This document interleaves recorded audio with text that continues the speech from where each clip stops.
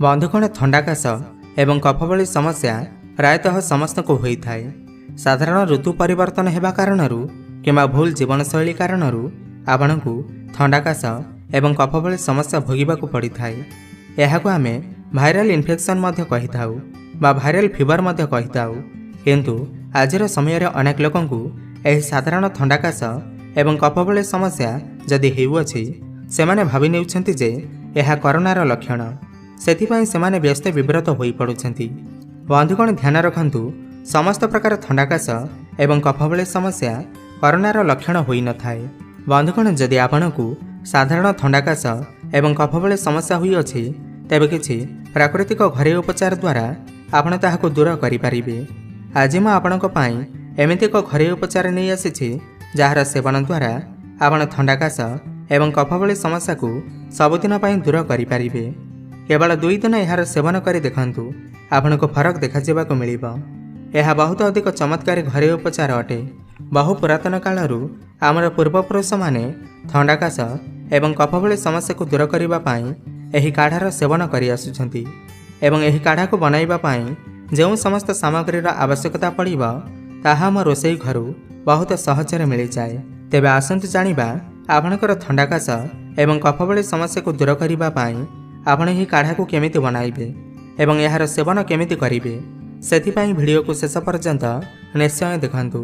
ताहा पर ए वीडियो को गोटे लाइक करंतु एवं आम चैनल को सब्सक्राइब करी पाखरे आसुथिबा बेल आइकन को मध्य प्रेस करंतु। बंधुगण प्रथमे आपण एक प्यान प्रथमे गैस रे बसांतु एवं सेथिरे 2 ग्लास पानी ढालंतु। एबे आपण को एथिपाई प्रथम सामग्रीर आवश्यकता पड़िबा ताहा अटे जीरा। जीरा आपणकर थंडा काश एवं कफ भली समस्या को दूर करबा पई एक प्राकृतिक घरेलू उपचार अटे। जीरार प्रयोग अनेक प्रकार रोग को आम शरीर दूर करिथाए। आपण माने जानिथिबे जे डाइजेशन को ठीक रखिबा पई आमे जीरार प्रयोग करिथांती किंतु यह थंडा काश एवं कफ भली समस्या को मध्य दूर करिथाए। आज ही घरेलू उपचार को बनाइबा पई आपण 1 चमच जीरार प्रयोग करंतु। बंधुगण आपणकु द्वितीय सामग्री एथिपाई आवश्यक ताहा अटे अदा। अदा तो आम शरीर पाई एते अधिक लाभदायक होता है यह तो आपण समस्त जानिथिबे। बंधुगण अदा आपणकर काश कफ एवं थंडा भली समस्या को दूर करबा पाई बहुत अधिक लाभदायक होता है। 2 इंच लंबार एमिति गोटिए छोट अदा नियंतु। अदा को आपण स्लाइस करी एही पानी रे पकांतु। एमिति छोट छोट खंड करी एही पानी रे पकांतु। अदारे अनेक प्रकार पोषक तत्व मिलता है एवं यह एंटीऑक्सीडेंट प्रॉपर्टीज रे भरपूर होता है जहाँ आपको वायरल इन्फेक्शन भली समस्या को दूर करबा पई बहुत अधिक चमत्कारी होता है। यह आपणकर थंडा एवं काश को दूर करबा सहित आपणकर छाती रे जमा होइतेबा कफ को मध्य बाहर को काढी थाए। सेथिपई आपण एही उपचार रे अदार प्रयोग निहाती करंतु। एबे आपणको तृतीय सामग्रीर आवश्यकता पड़िबा ताहा अटे तुलसी पत्र। तुलसी पत्र प्राकृतिक गुण रे भरपूर होता है। यह थंडा एवं काश भली समस्या को मध्य दूर करिथाए। ता सहित यह आपणकर छाती रे जमा होइतेबा कफ को मध्य दूर करिथाए। तुलसी पत्र रे एमिति अनेक प्रकार पोषक तत्व एवं विटामिन्स भरी रही थाए जहाँ आपणकर शरीरर अनेक प्रकार रोग को दूर करिथाए। आजर रेमेडी पाई आपण तुलसी पत्रर प्रयोग निहाती करंतु। आजर एही घरेलू उपचार पाई आपण 15टी तुलसी पत्रर प्रयोग करंतु। तुलसी पत्र रे एंटीबैक्टीरियल एवं एंटी फंगल प्रॉपर्टीज मिलता है जहाँ आपणकर थंडा काश एवं कफ भली समस्या को दूर करबा सहित आपणक शरीरर अनेक प्रकार रोग को दूर करिथाए। बंधुगण एबे आपण एहाकु भल भाबरे फुटांतु। एहाकु सेते पर्यंत फुटांतु जेते पर्यंत आपण 2 ग्लास पानी नेइथिले एवं 2 ग्लास पानी मरी मरी जेते पर्यंत 1 ग्लास न होइचिबा सेते पर्यंत आपण एहाकु फुटांतु एवं एहार एक काढ़ा प्रस्तुत करंतु।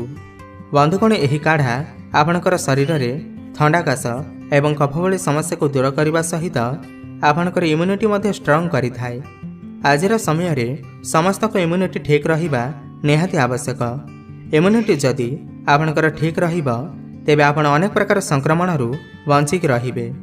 बंधुगण आजिर एही घरेलू उपचार एही काढ़ार जदि आपण प्रयोग करिवे जदि आपनकु थंडा एवं ज्वर होता है तेबे केवल 2 दिन सेवन करने द्वारा आपणकर सही समस्त समस्या सबुदिन दूर हो। यह आपणक लंग्स पूरा डिटक्ट करदेव। आपणकर लंग्स रे जो कफ बसी जाइथिबो ताहाकु यह काढ़िकी आपणक लंग्स को क्लीन करदेव एवं आपणक थ्रोट इन्फेक्शन भली समस्या को मध्य यह दूर करिबो एवं आपणकु जो नाकरु पानी गड़ुअछि एवं बहुत अधिक काश हेउछि ताहाकु मध्य यह दूर करिबो। यह बहुत चमत्कारी प्राकृतिक घरेलू उपचार अटे।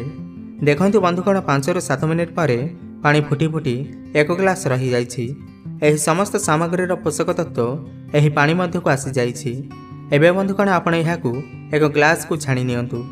एबे हम एथिरे आउ गोटे शेष सामग्री मिसाइबा, ताहा अटे महू। महू मध्य आपणकर थंडा काश एवं कफ भली समस्या को दूर करबा पई बहुत अधिक लाभदायक होइथाय। सेथिपई आपण एही काढ़ारे 1 चामच महू मिसई एहार सेवन करंतु। एबे आपणकर एही काढ़ा प्रस्तुत। एबे जानि नियंतु आपण एही काढ़ार सेवन केमिति करिवे। बंधुगण आपण एहाकु दिन रे 2 थर सेवन करंतु। आपण चाहिले एहाकु दिन रे 3 थर मध्य सेवन करि परिबे।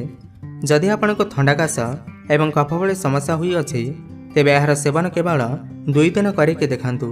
देखिबे आपणकर थंडा काश एवं कफ भली समस्या सबुदिन पई दूर होई जिवो एवं आपणकर छाती रे बा आपणकर लंग्स रे जे कफ जमा होई रहिथिला ताहा क्लीन होई जिवो। एहाकु निहाती थरे ट्राई करि देखंतु। तेबे आपनको ए भिडियोटी किपरि लागिला हमको निश्चय कमेंट करि जणांतु एवं भिडियो को गोटे लाइक करंतु। धन्यवाद।